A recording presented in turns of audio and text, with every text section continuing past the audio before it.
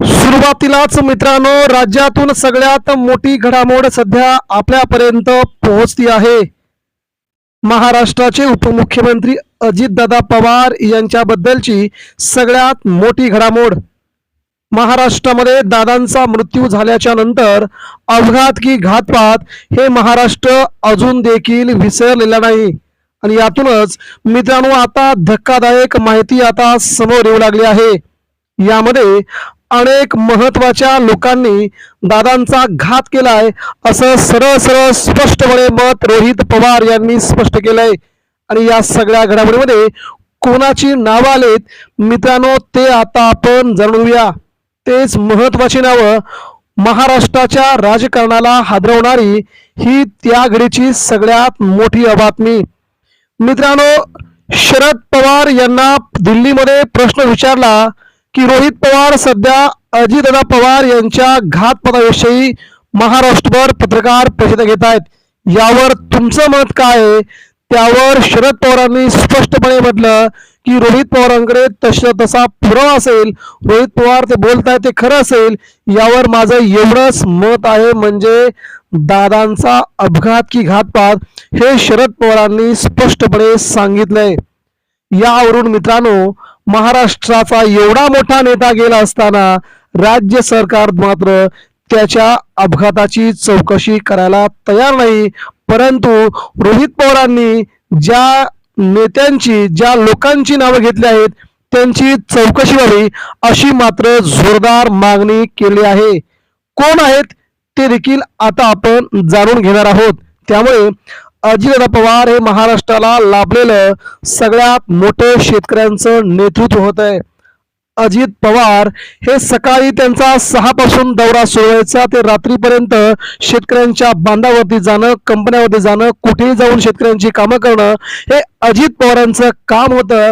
मात्र मित्रांनो, आज आता अमोल मिटकरी यांनी सगळ्यात मोठा दावा करून महाराष्ट्राच्या राजकारणामध्ये अजितदादा पवार यांचा घातपात कसा झाला याबद्दल सगळ्यात मोठी माहिती दिली. आणि याला आता रोहित पवार देखील दुजोरा देताना दिसत आहेत.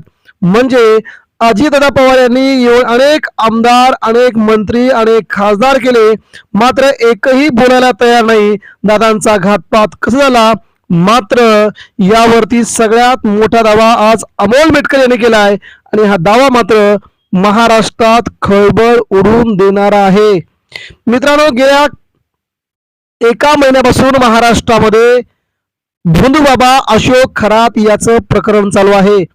त्याच्या वेगवेगळ्या धक्कादायक बाबी समोर येत आहेत. आणि याला लागूनच आज अमोल मिटकर यांनी सगळ्यात मोठा खुलासा करत या प्रकरणाकडे महाराष्ट्राचं, देशाचं लक्ष वेधलेलं आहे. अजितदादा पवार यांच्या घातपाताविषयी अमोल मिटकरी यांना नेमकं काय म्हणायचंय हे यातून आता स्पष्ट होतंय. कोण कोण अडकलंय हे आता अमोल मिटकरांनी नावं घेत थेट आपलं मत मांडलंय. मित्रांनो, ही महाराष्ट्रासाठी लाजिरवाणी गोष्ट म्हणावी लागेल. अमोल मिटकर यांनी आज म्हटलंय की भोंदूबाबा अशोक खरात याचा 15 जानेवारी ते 30 जानेवारीच्या दरम्यानचा CDR, म्हणजे त्याच्या मोबाईलच्या CDR मधील सगळी तपासणी करावी. त्याचे कॉल्स कुणाकोणाला गेलेत, कोण कोण नेते यामध्ये आहेत, कोण कोण बड्या नेत्यांनी त्या अशोक खरातला त्या कालावधीमध्ये फोन केले. म्हणजेच अमोल मिटकर यांना बोलायचंय की अजितदादा पवार यांच्या घराच्या बाहेर जादूटोणा करणारा देखील अशोक खरात याच्यामार्फत कोण आलं होतं का. आणि त्याच्या 15 दिवसामध्ये भोंदूबाबा अशोक खरात याने काही जादू किंवा काही करून VSR कंपनीच्या मालकांचे त्याचे फोटो समोर आल्यानंतर सगळ्यांनी मिळून दादांचा काटा काढलाय का, असा प्रश्न अमोल मिटकरी यांनी केलाय. त्यामुळे हा प्रश्न अतिशय गंभीर असून महाराष्ट्रामध्ये VSR कंपनीचे मालक, तो नंतर भोंदू खरात बाबा या सगळ्यांनी मिळून काही केले का, असा प्रश्न अमोल मिटकरी यांनी आज प्रसार माध्यमांसमोर आपली बाजू मांडताना केलाय. त्यामुळे राज्याच्या राजकारणाला नवीन वळण मिळालंय. ते म्हणजे अजितदादा पवार यांच्या अपघाताविषयी आता सरकार कोणती भूमिका घेणार हे आता लवकरच समजेल. मात्र सध्या राज्याचं लक्ष लागलंय. अजितदादा पवार यांचा घातपात कोणी केला आणि कोण आहे ते आरोपी, लवकरच पोलीस इन्स्टॉल होतील. धन्यवाद.